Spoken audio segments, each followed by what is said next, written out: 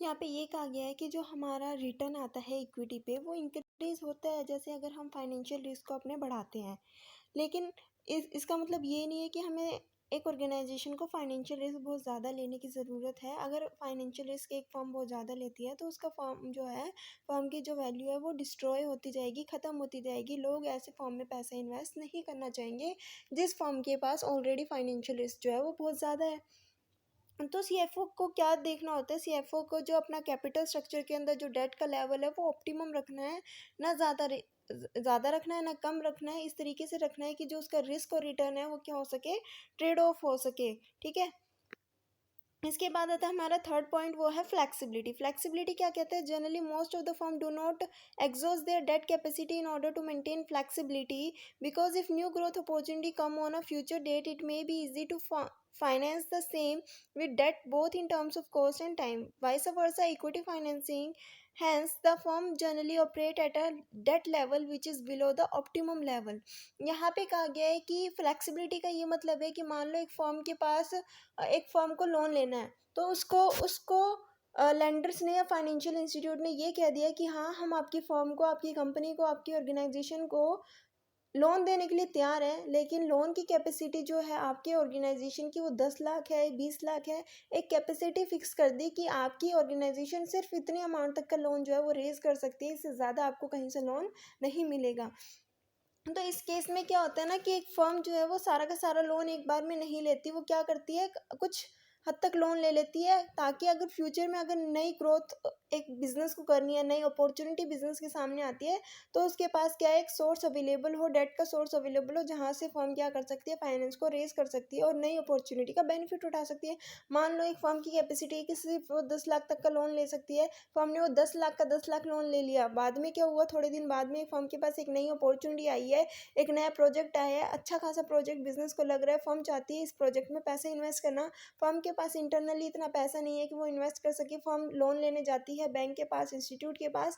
वो कहते हैं भाई आपकी कैपेसिटी थी कि आपकी ऑर्गेनाइजेशन को 10 लाख तक का लोन मिल सकता था, जो आपने पहले ही उठा लिया, अब आपको लोन नहीं मिलेगा। तो उस केस में क्या होता है कि फर्म को ये चीज़ें ध्यान में रखनी होती है कि जितनी एक फर्म की कैपेसिटी है उस उतना जो है फर्म को पूरी तरीके से यूटिलाइज नहीं करना एक ही बार में। ठीक है। अगर आगे कोई अपॉर्चुनिटी आती है तो उसका बेनिफिट वो उठा सके ताकि। इसके बाद आता है कैपेसिटी। कैपेसिटी क्या कहती है, the asset quality, nature of assets and ability of the firm to generate future free cash flow determine the capacity of the firm to raise date.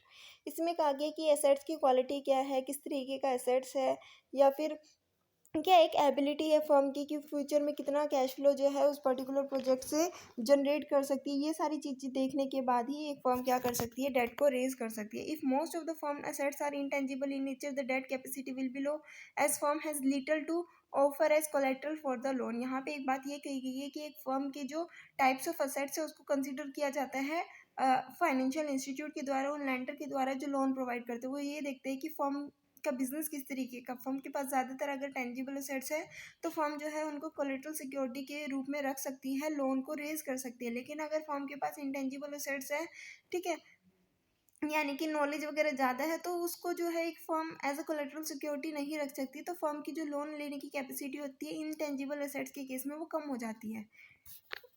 If the firm has most of its assets as non-performing assets, lender will not feel comfortable in negotiating the deal with the firm. यही बात है कि अगर intangible assets है तो loan लेने की capacity कम हो जाती है, टेंजिबल असेट्स है तो लोन ज़्यादा से ज़्यादा जो है एक फर्म को मिल सकता है, क्योंकि एज अ कोलेटरल सिक्योरिटी जो फर्म है बैंक के पास जो है वो रख सकती है। इन केस अगर फर्म जो है उस अमाउंट को रिपे ना कर पाई तो जो भी असेट्स है उसको सेल करके जो लेंडर है अपना अमाउंट रिकवर कर सकते हैं।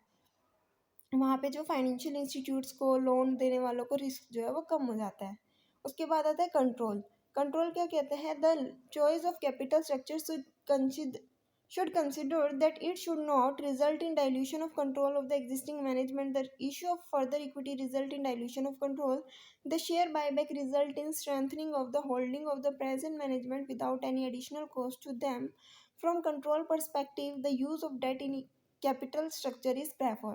कंट्रोल के माध्यम से देखा जाए तो जो हमारा डेट है, जो हमारा कैपिटल स्ट्रक्चर है, अगर एक फर्म चाहती है कि उसका मैनेजमेंट उसके हाथ में रहे, उस मैनेजमेंट का कंट्रोल उसके पास में रहे, तो वो ज़्यादा नए इक्विटी शेयर्स को इशू नहीं करेगी मार्केट में। जितने ज़्यादा इक्विटी शेयर होल्डर होंगे उतना ज़्यादा जो कंट्रोल है वो ख़त्म होता जाएगा मैनेजमेंट के पास से।